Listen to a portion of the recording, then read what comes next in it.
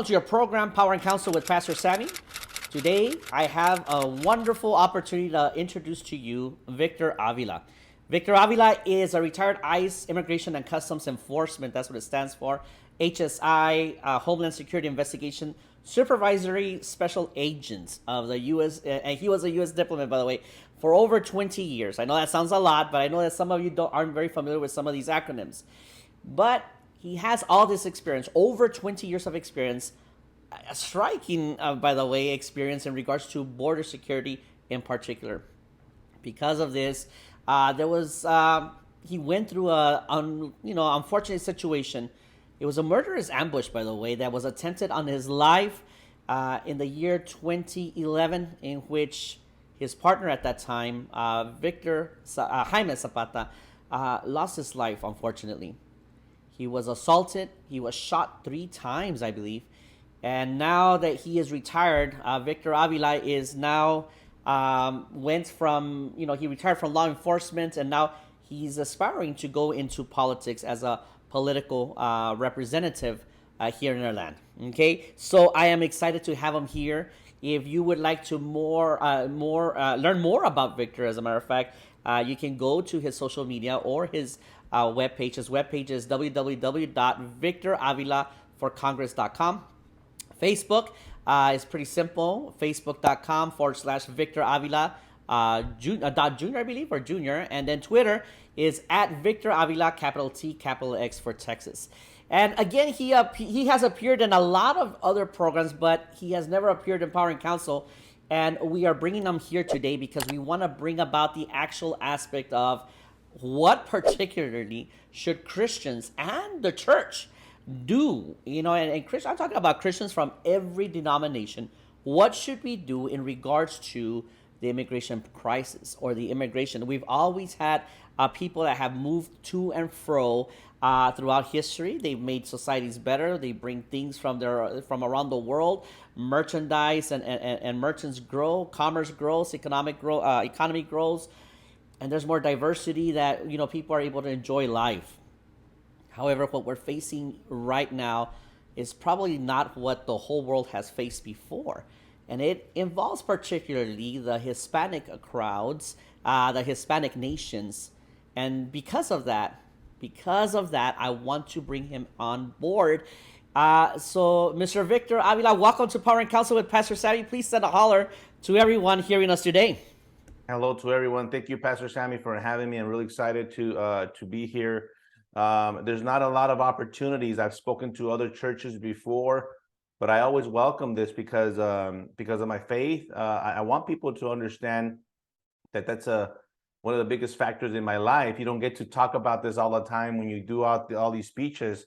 And so I welcome this, and I welcome your questions, and I'm ready to answer. And I want people to really get to know who I am, where I come from, what kind of a person I am, and what kind of a representative I would be for the people. I think you're going to learn that there's not a lot of people like me out there, a real person that's real life and now wants to be in this, not a politician, but have to be in this world, this political world that I think it needs a lot of fixing, by the way.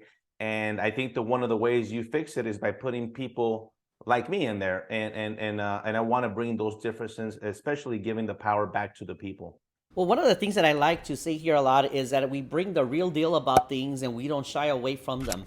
And I think in the past couple of years we have seen that if you allow people to continue to do things the wrong way and expect a different result, as a matter of fact, I believe it was Thomas Jefferson or Benjamin Franklin, it escapes me right now, but it says to do the same thing over and over and expect a different result is insanity. And so therefore, the best thing to do is to bring someone from the real world, a person who has experience in a certain area and can bring the real solutions instead of allowing the same people to do the same things over and over and over again and have devastating results. And because of that, I am glad that you're here. And listen, before we go on, I want to bring up this topic. Of course, the main reason you're here. I want to be able to ask you some questions about you in particularly, because a lot of people say, I don't want to hear this, because people's ideas are already kind of made up already. in regards to a lot of issues, and that's a problem because and we're seeing now that people are not willing to hear themselves. We're not willing to learn from each other and really hear what we have to say, learn from each other, and even more what God has to say, because we're living in an age where we think we already made up our mind and this is just the way it's going to be, and no matter what, that's it. So I want to bring out a little bit more about you as an individual and why people need to hear you. I believe that you not only have a position, you not only have solutions, but your person, who you are, where you grew up, and what type of person, what's your background, and your distinctive solution here, I think should be heard because of that. Because most people say, well, they're going to say this because that person most likely grew up in the South. This person most likely is from this certain type of ethnicity. So I don't want to hear them because I only hear people from my ethnicity that think this way, and we all do. And that's a problem with them. So before we go there, can you give us a short version of about your upbringing, your background, your cultural background, and your faith in Christ? Absolutely, and thank you so much for the opportunity. I want people to know that they're going to realize that I'm a lot like them. I'm born and raised in El Paso, Texas. I'm a first generation Mexican American. My parents came from Chihuahua, Mexico, into the United States in the mid 60s. I have an older sister and I have a twin sister. And we were all born in, my older sister was born in California. And I'll tell you why that matters. When my parents came and immigrated into the United States, they did it legally. And that's one of the big points that I want to start for before I even go into the nitty gritty is I'm a big advocate for legal immigration. You mentioned it already. I know the resources and the capacity that immigrants have to provide to this country, and that's a good thing.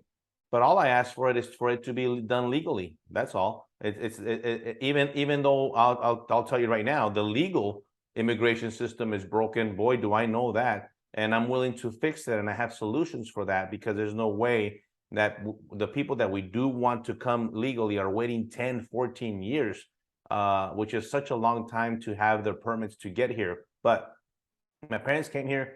They got married in Mexico and Chihuahua. They got married in California. And then they settled in El Paso, where my twin sister and I were born. And they got married again in El Paso. And one of the reason I mentioned that is, and it's called assimilation. My parents came to the United States because they wanted the American dream. They wanted to be Americans. And people ask me, what does that mean? Well, it means hard work. It means not being a burden on the government, not being a public charge, but doing everything that they can to better for their children, which means education, and taking advantages of what this great country has to offer, but also giving back to the community, giving back through the church. I was born and raised in a Catholic family and very, very active in the church. I mean, my whole community there in El Paso and Corpus Christi was in the church. Even before the church was built, it was a house and the masses were held out of the garage. And we volunteered a lot, and I owe that to my mom. My mom to this day is a big volunteer of the church, and we volunteered a lot of time at the bazaar, at the the quinceañera was there, all these things. It was part of our life.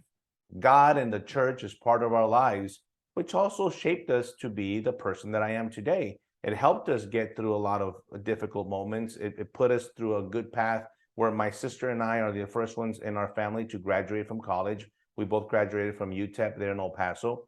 And my sister went on to be an attorney. I went into my law enforcement career.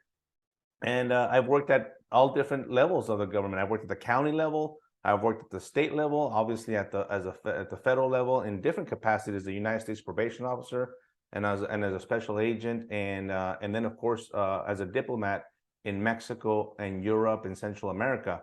And so my upbringing from my parents was one of those conservative upbringings. People ask me all the time, Victor, when did you become a conservative? Because I'm Hispanic. And I'm like, I don't remember when I became. That's the way I was born and raised with these values. pro-life, not a smaller government. We didn't want to pay more taxes than we had to. Cost of living, the debt. You talk about the debt. We didn't even have credit cards. My parents were very, very much in tune of not wanting to owe any money. We got to pay this cash. And they did a wonderful job, my parents, in giving us the maximum that they could give us with what they had. And we didn't have a lot, but you know what?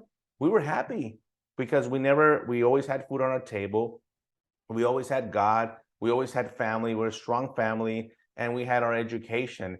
And that just continued to put my sisters and I on a path forward to better, right? We want to better the family, better the community. And that's what I want for my children. And I think the generations moving forward is the true American dream. What I'm seeing right now is not that. It's completely the opposite. But you'll get to know me a little bit more through this conversation as how I feel about, law enforcement and everything that I've seen in my career. I've seen a lot of evil.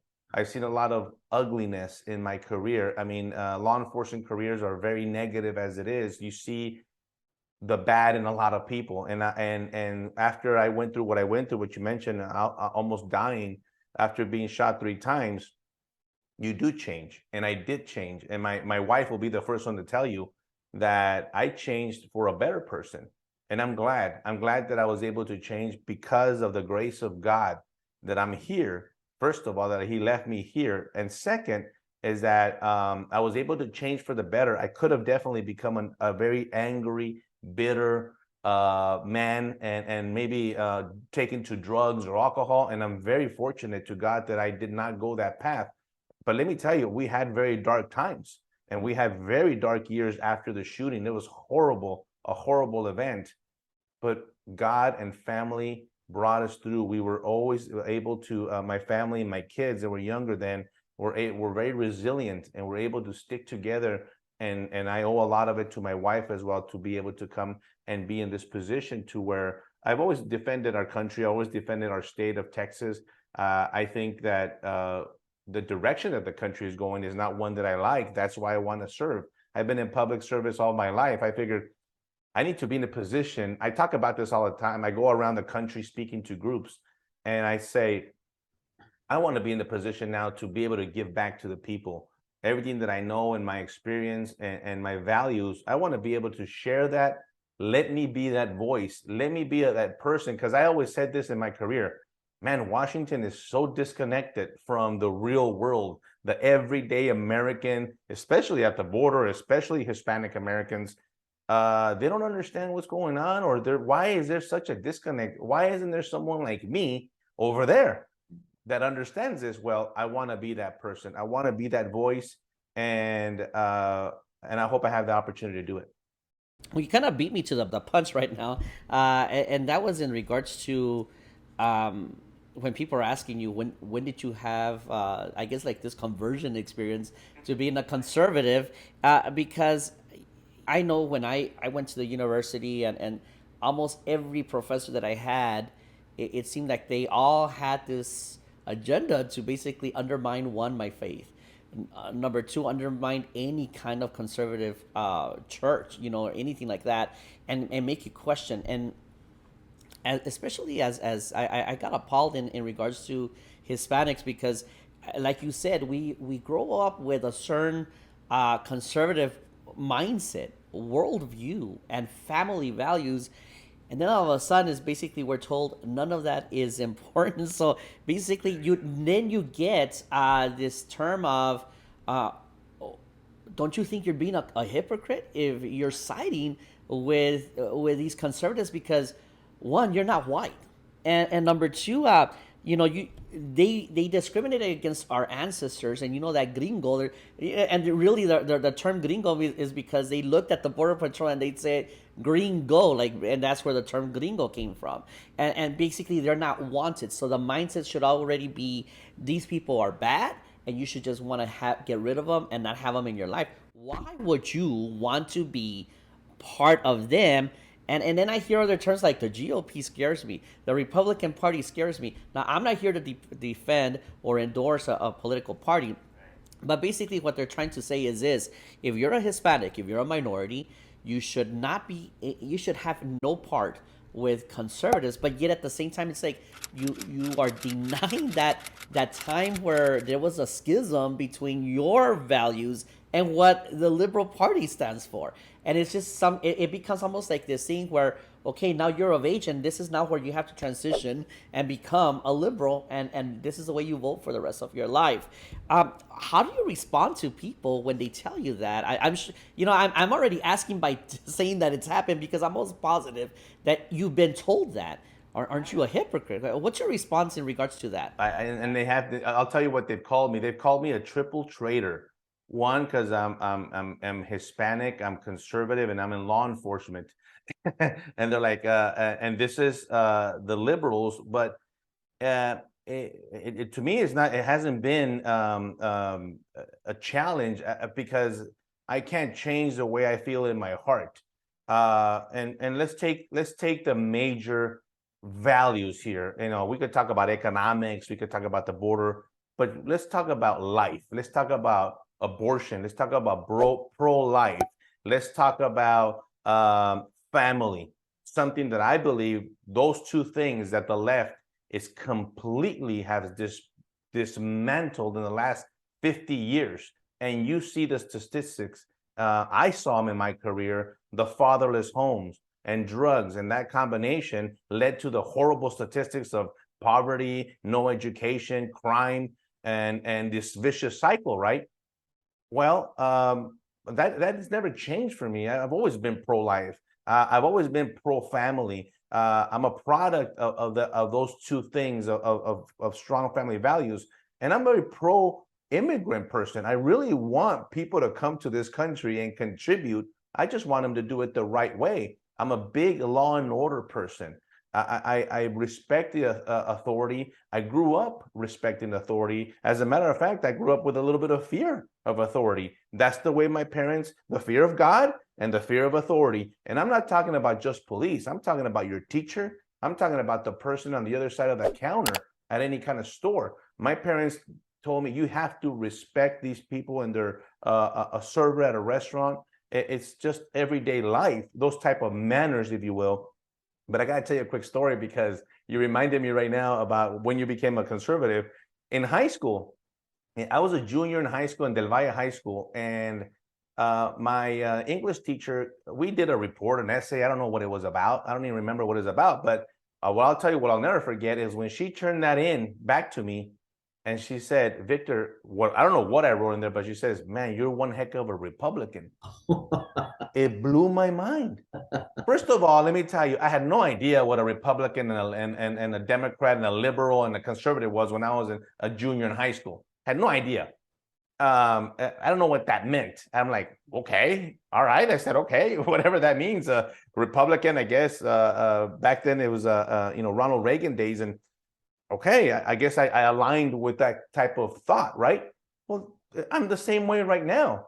That hasn't changed, and I want people to know that you're not gonna get a person that's a flip-flopper. Well, last year he was this, and tomorrow he's gonna be that. No, what you see is what you get with me. Now, I'll tell you right now, I'm not a saint. I'm not a perfect person. I have a lot of faults, but when it comes to those core values, that's something that you cannot. They're not. You can't challenge me with those, because there have been that all my life. And I talked a little bit about the American dream. The American dream is to assimilate to this country, is to do good for your community, is to get involved.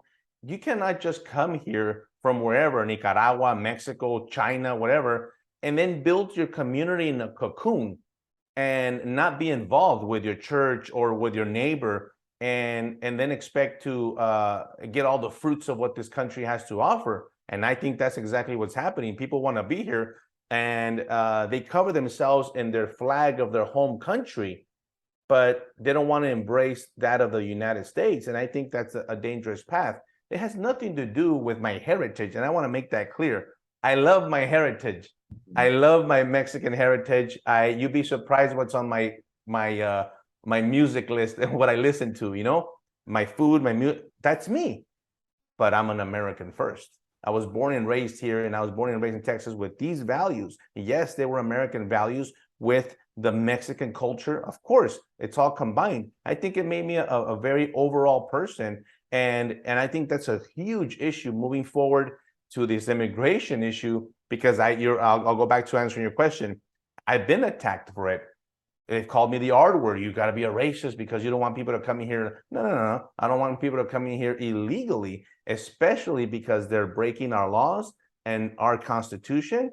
And now I see it even further to undermining our sovereignty.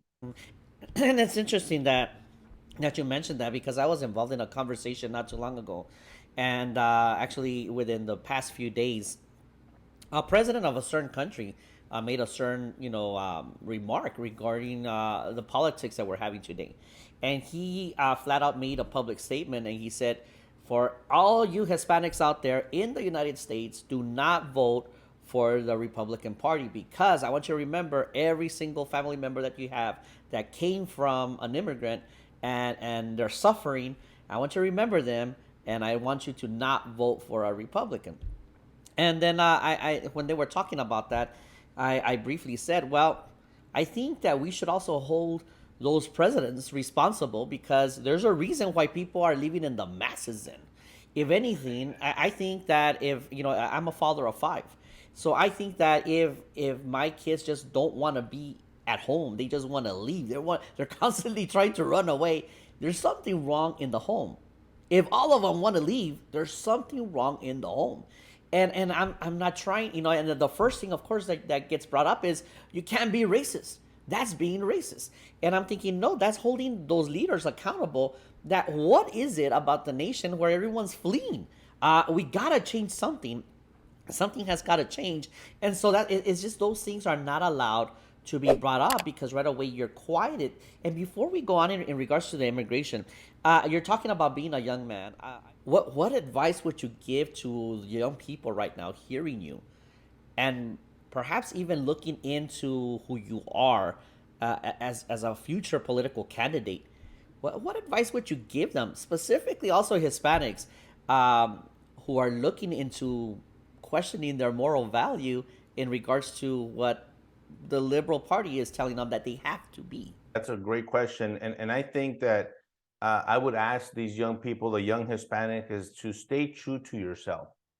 What you learned in your home and the advice that you got from your parents is going to be the best one ever. I still get advice from my parents are still alive. They live in El Paso, and I still get advice from them. I still want to learn.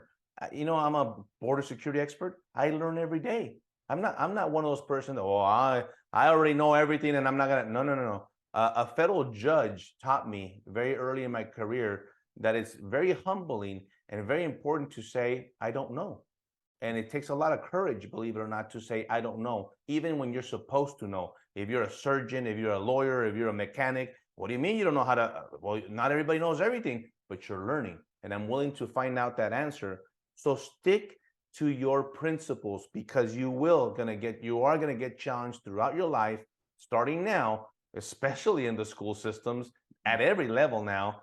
And when you go off to higher education and college, you are going to be challenged. And it's very difficult, especially now that the ideologies, the thoughts of other people, especially, it always seems like you're the only one by yourself with those thoughts. And remember, you're never alone. There's a lot of people that think just like you, and there's nothing wrong. And never be ashamed to stand up for your principles and what do you believe in. That's what's shaped me up. And when you go through these, you go through a lot of exams when you become a federal agent and all. It's very hard, right? And all these tests and all that.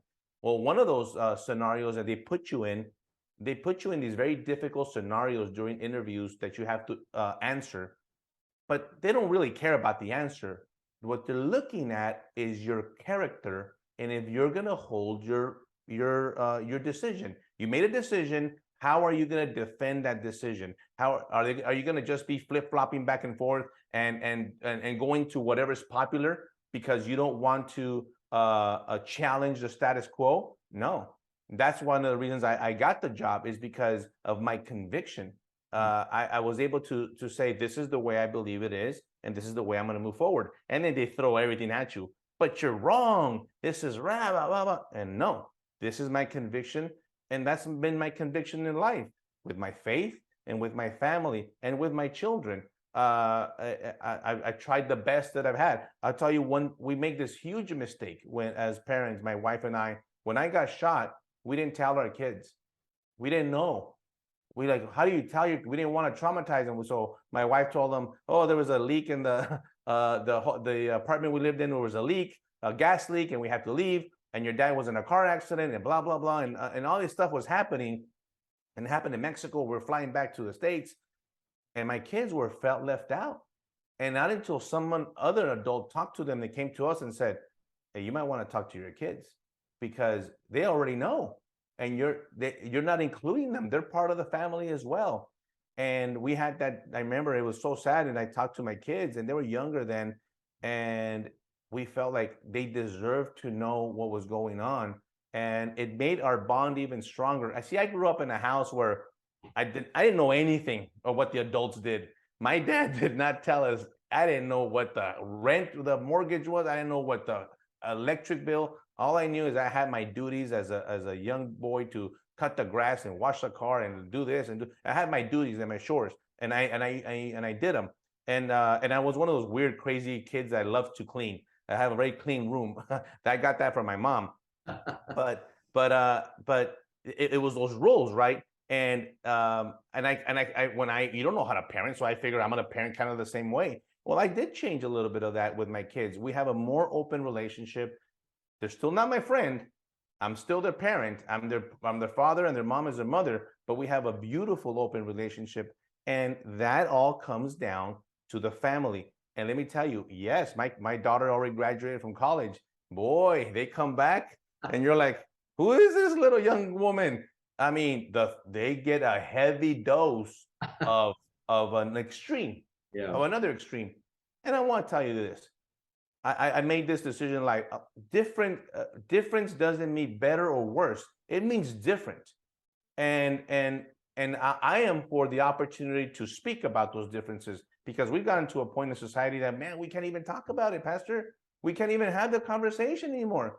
You can put me in a room full of Republicans and okay, it's okay. I want to be in a room full of Democrats. That's where I want to be, so I could tell them my point of view, where I feel, and they're going to find out that we're not that separate. We're not that far apart. And we might differ in a couple of things here and there, but eventually we're members of the same community. I have really good friends, really close friends of mine that are very, very liberal and very Democrat, but we are very close because that relationship, the politics has been different for us.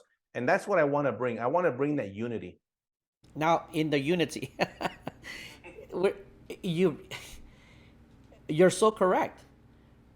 Whether we like it or not, whatever, it's kind of like if there's if there's smoke in an area, guess what? Everyone's going to be affected by the smoke. You're going to inhale it. Your clothes are going to smell like it, whether you think one way or the other. But we're all in it together. We're all in that same area. So we're facing this crisis with this massive immigration, the caravans that are coming in, specifically in the border. And here's the question. The targeted question is, what is your suggestion to Christians? What is your suggestion to all denominations, all churches in general? Because this is what is given to them over and over again. Now, I'm going to read this from the Bible. This is Deuteronomy chapter 24, verse 14. I'm going to read it from the Amplified Version. And it says, you shall not take advantage of a hired servant who is poor and needy, whether he is one of your countrymen or one of the strangers, residents, aliens, foreigners, who is in your land inside your cities. And so they say, isn't this proof that you should welcome everyone and help them and do good to them? What's your response? I think the immediate response is, I think the church is talking about your home. I don't think it's talking about a country. And I think the Bible itself talks to you about the rule of law. And one of the things that I talk a lot about is because the liberals or Democrats, they talk about you got to have compassion, you're a humanitarian in letting everybody in. I say it's completely the opposite. If you wanted to be a humanitarian and if you really had compassion, you would secure the border because it would actually save lives. You would prevent people from getting raped, girls and men and boys from getting raped, men from getting assaulted and extorted and beat up and robbed by the cartels and the Mexican government and down in the Darien Gap, and drownings in the river and the Franklin Canal in El Paso, and falling over breaking their neck or jumping over the wall, and rollovers when they're smuggling them in a vehicle and they roll over or they die in the back of a tractor trailer. That's what I want to prevent. I would actually think that I would do something good in keeping those people from being put in those situations to begin with. Why are they there? Why are they hanging themselves? Because I tell you, I've been down with the sheriffs. They hang themselves because they commit suicide because they're about to die and they're delirious and they haven't found food and they die. Some have died and burned to death by the sun. These are horrific conditions. And this is people, I don't want people to deny it anymore. You need to understand that this is happening. Now, as you're saying all these things, is this things that you've heard or studied, or how do you know all this? You actually saw this. I worked the board. I've seen this. I've seen it firsthand. I'm not making this up. I've seen the bodies hanging from the bridges in Juarez. I've seen this in my life. I've rescued women and children from sex slave conditions, from forced labor conditions in New York, in Miami, in Atlanta, in Houston, in Mexico, in Central America. Let me tell you, it's horrific. I can't get those images out of my head. What I do, and I put an example in my book because a lot of people are like, I don't want to know. Don't tell me. I don't want to know because if I don't know, it doesn't exist. No, we're beyond that. It's at least be aware that this is around you, that this evil exists, and we must fight this evil. And so going back to your question is being a humanitarian and being a compassionate is actually not having put people to come through all those conditions. I think that's really, if all these people knew that if they came to the border, they weren't going to be allowed in, or they were going to be put in jail or whatever, believe me, they wouldn't be coming in. But because they have gotten an invitation for an open border, they're exposed to all that I just mentioned, and sometimes even worse, death, right? And I'm thinking, you know what? Not only would you actually save U.S. lives, but you would actually save the lives of the migrants themselves. And look at the conditions that they're in right now. Horrible conditions in Chicago, in New York. They're living in hotels and on the floor in police stations. And I'm thinking that the migrants are thinking right now, wait a minute. We thought it was going to be a little bit better here in the U.S. Well, it's not, because we don't have the resources. We don't have the ability to absorb so many people at once. Now, if we had the ability to do it the right way, well, then let's do it the right way, where people hold back in line. You come from your country, and we start looking at a case-by-case basis. That's the right way to do it. And not everybody's going to be allowed in because it's the law. That's the way it is. I switch it right away and I say, well, try to do it in Mexico. Try to do it the other way to all these other countries. And it doesn't work that way. They have very, very strict laws and very strict immigration laws, and they would never allow you to do it, especially Mexico right now. Mexico is a big subject right here because I feel that they haven't done their part. All these people that are in Mexico are also illegally present in Mexico, and Mexico hasn't done anything like, we'll give them to the United States. And you mentioned this, Pastor, the burden has been placed on the United States for some reason. I don't know why. But why isn't the burden on Guatemala? Why isn't the burden on El Salvador? Why isn't the burden on Honduras? Why isn't the burden on Venezuela and Cuba? Why isn't the burden placed on those governments to take care of their citizens? No, put it all in the United States. Well, it's hard because the United States right now is having a lot of problems with crime, inflation, and all these issues. And all of a sudden, they put us American taxpayers, go to the side, you know? So basically, the compassionate thing to do, what you're saying is, the law has to be enforced, because if not, we're going to continue the abuse, the human trafficking. Now, a lot of people say, but those cases are very small. The large majority of these people are not being human trafficked. They're not criminals. They're not, trafficking drugs. What's your response to that? Tell you that. Well, I'll give you a number, and it's a shocking number. Under this administration, 380,000 children, 380,000 unaccompanied children have been allowed into the United States. 86,000 of those children are lost. Whoa. Forget everything else. The children who are the most innocent, 86,000, we have no idea where they're at. The other 380, we just gave them up to whoever said they were a sponsor. Hey, Joe Blow in Chicago says, I'll take this kid. Okay, take him. Nobody's checking. Nobody's checking to see if it's a cousin, an uncle, a dad, or a mom. It's just HHS, Health and Human Services. Get them out. Get them out. Move them. Move them. We have all these kids. Get them out. We can't have them in custody. We'll move them. Well, nobody's really checking. And that's a huge, huge trafficking problem. I personally have flown with a lot of children that are with an adult that is not their father. And let me tell you, from someone that was my expertise, that's what I did. It's very hurtful. And so I tell people, think about that. Just think about that alone. And also the fentanyl that is killing our youth, and the drugs with the pills. Those two causes, I think, has nothing to do with politics. It has to do with public safety. It has to do with being safe.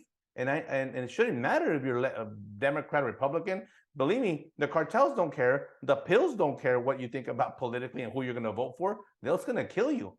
I think that's where we have to unite and say, listen, this is a national security and public safety issue that we need to address. Mr. Avila, why have we not heard this? Why is it that everything you're saying is almost like if you're from another world? Because everything we're hearing, none of this is what anyone is hearing at all. Specifically, the Hispanic population. You turn on, I'm bilingual, so I get to hear their newscasts and everything like that, and it sounds, the narrative, the story is totally different from what you're saying. Why aren't we hearing this? It's the media that, believe me, I watch those news too. I do interviews in Spanish. I'm on Telemundo, and I try to give them my point of view. I watch a lot of the Mexican news, and I watch a lot of Mexican media because I get a lot of information and what's going on, the president, what he's saying. This is my daily life. This is what I do for a living. And you're right. I'm like, my wife's like, stop yelling at the TV, because it's only one side. Yeah. And let me tell you, that side also exists. I'm the first one to tell you, I know not everybody coming here is a bad person. Of course I know that. I mean, it's common sense. But there's a lot of people in between the good people. There's a saying in Spanish, por uno la llevan todos. Mm-hmm. Well, that's true. Because of the bad MS-13 gang member, the cartel guy, the sex offender, the murderer, the drug trafficker, because of those people that have infiltrated themselves in between the good people, they hurt the good people. And then you know what? A lot of times that people forget that, who's victimized the most here in the United States? It's the immigrant community. The MS-13, guess who they attack the most? Their own community. The drug dealers, their own community. They're not going to come and live next to you and me. They go back to and live in the projects and in the neighborhoods where they're from. And the own people are like, oh my God, here's the drug dealer again, ruining our block. Those are the ones that get affected. Yes, the U.S. citizens as well. But people need to remember that they're going to live amongst us. They're not going anywhere else. They're not, I never know. You're going to see them at the grocery store. You're going to bump into them at the gas station. They're going to be doing yard work and whatever. They're going to be members of the community. And a lot of them are infiltrated. The bad ones are infiltrated here. And then we haven't even talked about national security. I'm talking about the terrorists. That's something that I also worked in my career. And that's the scary part. I'm talking about, ISIS and Al-Qaeda and all that. That are coming in through Mexico as well. We already detected close to 200 on the terror watch list in the last 2 years. We know about 200 people that wanted to come in this country that were terrorists. Imagine how many we don't know that are here trying to cause us harm. But why, Pastor? Why do we have to wait for somebody to attack us like a 9/11? Why do we have to wait for that to happen? Let's wake up now and let's hold our county officials, our elected officials. And I'm a big advocate for local politics. The local level is so important. I want people to understand, I'm running for U.S. Congress, but let me tell you, your mayor, your city council, your school board, your county commissioners, those people are the ones that have the power of where you live. Do you know what their name is? Do you know who the representative of your block is? Have you ever called them or her? Have you? This is how you get involved. People say, well, I'm going to call the border patrol, I'm going to call the White House. No. Start right there in your community. Call your representative and say, you haven't fixed this street in 20 years.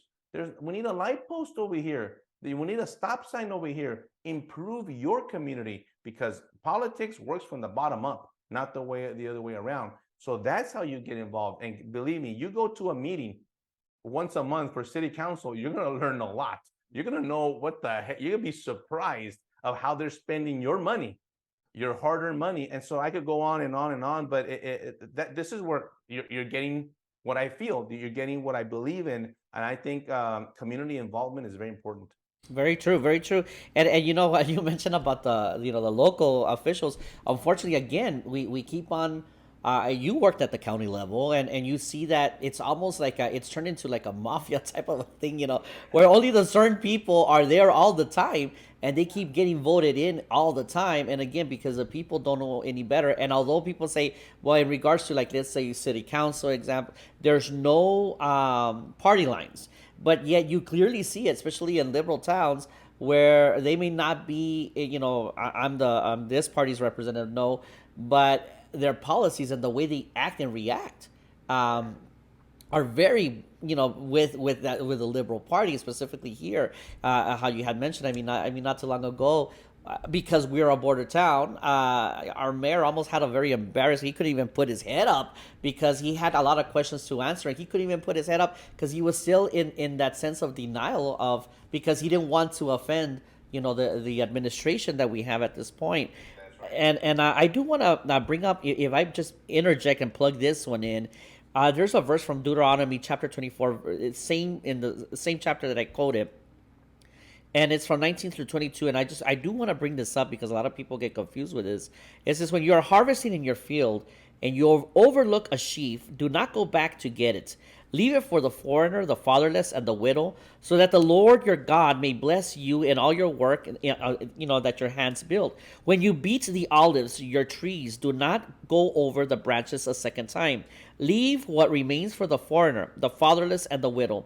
When you harvest the grapes in your field, do not go over the vines. Again, leave what remains for the foreigner, the fatherless, and the widow. Remember that you were slaves in Egypt. That is why I command you to do this. Now, here in particular, the scripture is talking about immigrants, about people who are passing through, people who are living there temporarily. And it is to act in mercy because they are not able to be settled. They're not making money. They're traveling. And so some people misuse this scripture, and they say that this is the reason that you have to just accept everything that's going on. In regards to the asylum seekers, you have to accept 100% of them because of this scripture. But this scripture is talking about a temporary situation for people who are passing through. And can you imagine? It says leave some. So that means that you have to work what you have, and you leave some for those who are, unfortunate. But it doesn't say let the masses come over, because then the sum that you're leaving is not going to be good enough for everyone. That is not what we're facing here in regards to the crisis. Now, in regards to what we're mentioning here, we already realize it's not the same thing. We're not talking about regular transitions. We're not talking about regular immigration. And Mr. Avila, some churches, either they're very silent about it. They talk about nonsense. I mean, they're not really addressing what's going on in the community. They are very silent in regards to immigration. We're not going to do that. But then there's other ones that all they do is they dive in 100% to what the liberal government or the liberal media says that they have to do, and they harbor, they harbor them. They do everything to help them 100%. And as a person who has seen, the background to this whole crisis, as a person who is a Hispanic and where you're coming from, where your heritage is from, what would be your solution, one? And number two is, how can churches be part of that solution? What should the churches do in regards to this crisis? One of the biggest solutions is messaging. And you already talked about it, is the message. the left has done a great job of sending their message everywhere. You get their message on media and all types of media, TikTok, Instagram, TV, obviously the news, and they have that a stronghold. And then they also come at you with messaging in the school systems, mostly to the teachers and the education system. Oh my goodness! So you're getting it full force. But us over here, the conservative, is like, we're not doing a good job of messaging. All I ask for is, hear me out. Hear me out, because you've only been hearing one side of the story for so long that you think that that's it. But fundamentals don't change, Pastor. I could not understand for the life of me why a person like me, a Hispanic, a Catholic, or a Christian, would vote for a Democrat based on abortion alone. Just that issue. The Democrats want to kill a baby in some instances until it's born, or even after it's born. And I'm like, well, that alone right there, well, I would never vote for somebody like that has those values. But yet our community continues to vote for those people that feel that way and actually think that way. And that's a big one. But family as well. They've destroyed the family. They've made a lot of the Hispanic communities and the African American communities dependent on the government. That's the way they want them. We'll give you a check. You don't really have to work. You depend on us, and so we own you, and you vote for us. And it's kind of like a bribery if you think about it. And so, solution is, one of them is to have the pastors and the churches talk about it. Listen, I went to my to church the other day, and the message is beautiful. You're never going to get a bad message at church. I mean, the word of God is beautiful, and I always feel very cleansed and very well and all that. But I was a little disappointed that none of the messaging was compared to what we're living to right now. Yes. None of it was, give me an example, priest, of this. What about you cannot ignore the elephant in the room anymore. And it was all kind of fine and dandy and inner spirit, and the message was good. But I'm like, how about we put that message to what is happening today?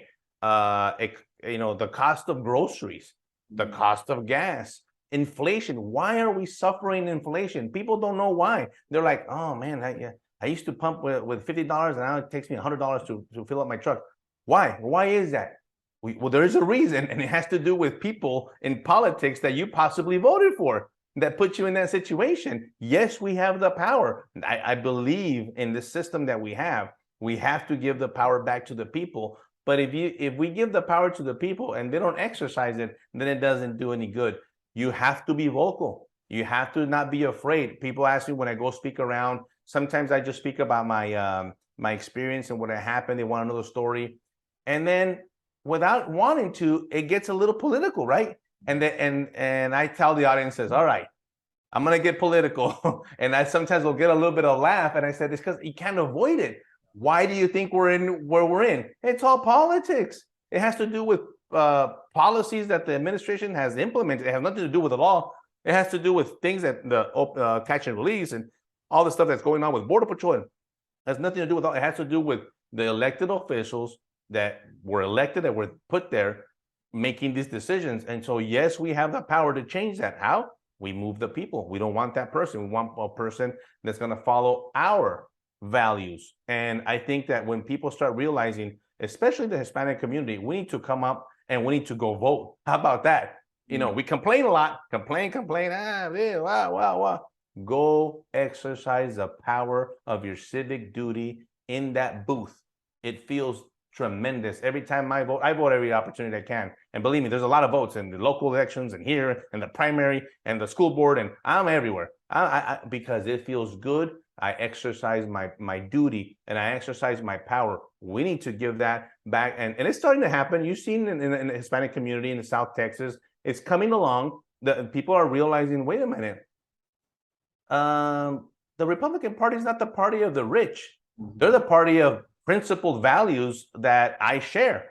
And, because the left has done a really good value. Oh, the Republicans are evil, only rich people and only the big corporations and the multimillionaires. You know what? If I was, I'm successful in my life and I don't apologize for it. I saw my parents struggle and work so hard, and I worked very hard. My wife worked very hard. I passed that on to my kids, and it's called work ethic. And they work hard for what they got. And do I have more? Yes. Do I want to give them more? Yes. That's the whole system, right? Improving. And so, do I want my kids to have better? Of course. That's I think what my parents wanted in the first place. That's the reason why they came to the United States, not to come and struggle and be poor all the time. And no. It was to overcome. It was to break the cycle. Let's break the cycle. One of the ways you break that cycle, try voting the other way. See what happens. You already know what happens when you vote for 50 years the same way. You already know. Look at the cities and how they are. You already know. We don't have to tell you. What would happen if you voted the other way? Well, you'd be surprised. You would see a shift in public safety. You would see a shift in policy. You would shift, and you'd be surprised how the immigration system would actually function and would actually get fixed. Because if I go to Congress, I am going to be an advocate to fix the legal immigration system.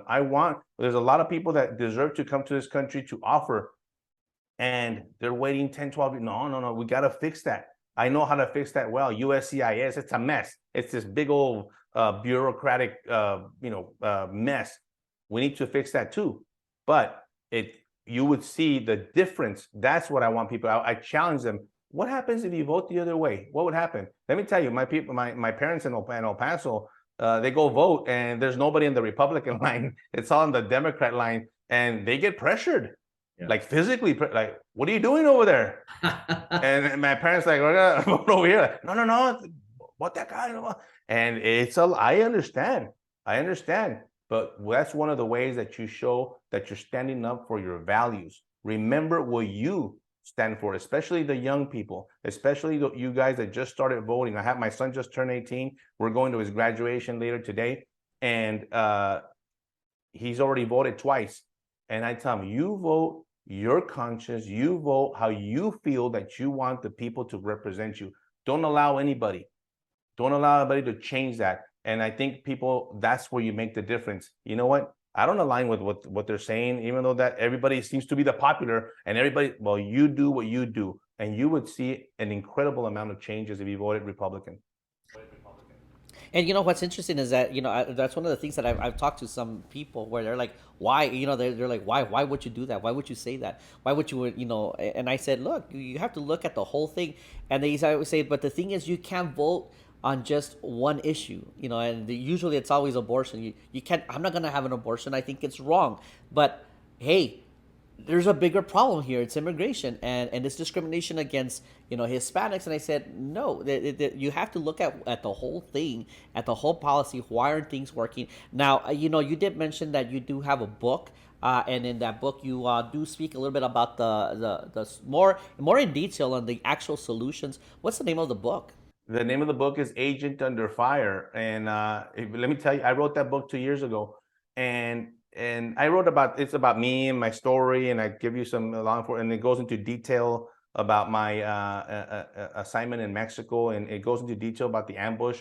But at the end, I wanted people to know that what I know, and that's border security. And I said, I'm going to put the solutions that what I feel would make the solutions and fix this. And I put it in there. Believe me, if you read it, you will get a very good briefing of what's happening today. You think I wrote it yesterday. It's because it hasn't changed.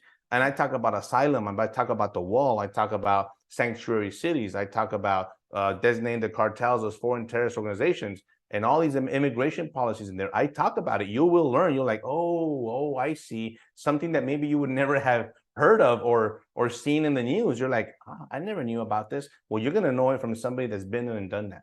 And not everyone is able to vote for you because they're not in the state of Texas particularly, but we are very happy that we have an international audience, and we also have some people in active duty who are tuning into the program. So if you have any relatives that are in the state of Texas, please tell them to get a hold of this book, and you yourself read it, because the solutions is not just for Texas. The solutions is not just for America. We're talking about an international crisis, and we have to know what's going on. And you know what, Mr. Avila, besides whatever it is that you're aspiring here in the state of Texas, I'm happy that you're doing it, because we need that help. We need those solutions, and we need someone that doesn't just talk about it. We need someone that is actually has the experience, knows a lot about the details of having the boots on the ground, but at the same time has that compassionate heart to do things right.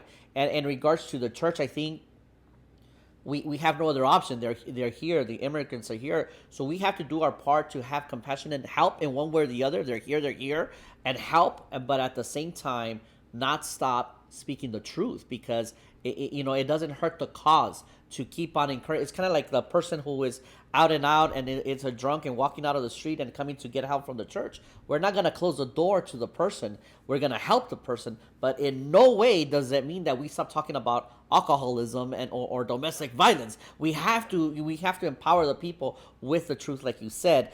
And so I encourage everyone else to go ahead and get that book. I do want to give a quick shout out to Buffalo Man Beard Oil again, because they've been such a blessing to our program. If you can reach out to them, but I do want to share this quote before we end with Mr. Avila's last words, and this is from Reverend Charles Finney. He is a Presbyterian revivalist from the 19th century here in America, and he said this: God cannot sustain this free and blessed country, which we love and pray for, unless the church will take right ground.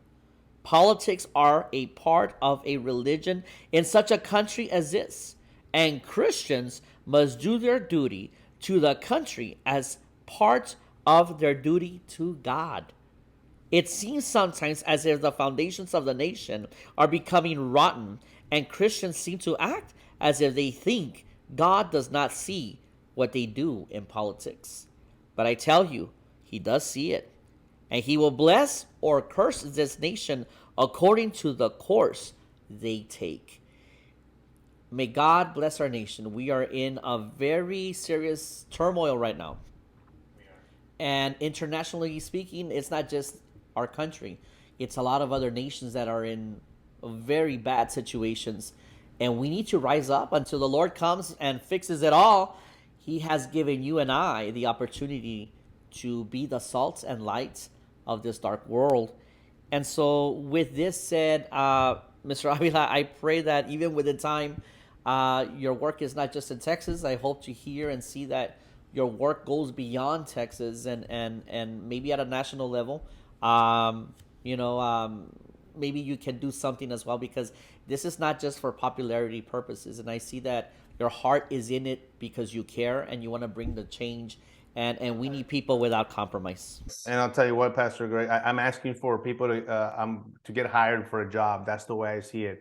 It's a public service job. I want people to give me the opportunity to put me there. And you know what? I am getting a lot of support from outside of the state of Texas, because people know that whatever we do in this District 23 is going to affect them in Connecticut and Chicago and Nashville and all these other places. They know. And they're like, we need some leadership down here, because every state is a border state now, and everybody's being affected. And something that you said very important. These are human beings that we're dealing with. And the ones that are here well, they're here. We got to deal with them. Well, we got to deal with them. And you're going to see a lot of that dealing with is positive, and a lot of that dealing with is negative. Yeah. And I always I don't want to leave out the victims and all these people that have suffered at the hands of violent crime. And I tell people, by the time, if you become a victim by someone other that's not from this country, it's too late, because it's already you've already became the victim. Let's try to do something to avoid that. Let's try to make it to where people are vetted and come to this country legally. Workers that really want to work and really want to do something and send money back to their country. That's something that we have been dealing with for a long time. We just need to put a nice, good plan in front of us. And but always remember that don't be ashamed of putting America first. I mean, it is a lot of people, oh, America first. Well, listen, Mexico puts Mexico first. and Central America put Central America first. It's okay to put we put our families first. We put God first. So let's do it in that order. Let's put God, family, and country. Mr. Avila, it's been a pleasure talking to you. Immigration is something, it's a topic that people are wanting answers to, and a lot of people are not really willing to tackle the question. But we promise our audiences that we deal with the real deal here about the Word of God and in everything and how we can apply it. And I've been praying for the right person to be able to bring on board to share more than just insight but experience. And I just thank God that He has brought you to this program. And I thank you so much for joining us. Everyone else, I thank you for joining us. It's been a fascinating one. Listen, we're going to have this translated to Spanish, and I need you to share it with your friends and relatives that speak Spanish only, because I guarantee you they have not been hearing what you heard today. And again, reach out to Mr. Avila in his social media or his website. Order that book, please. And until next time, I will see everyone else here, where together we will supernaturally continue to walk on water. Be blessed.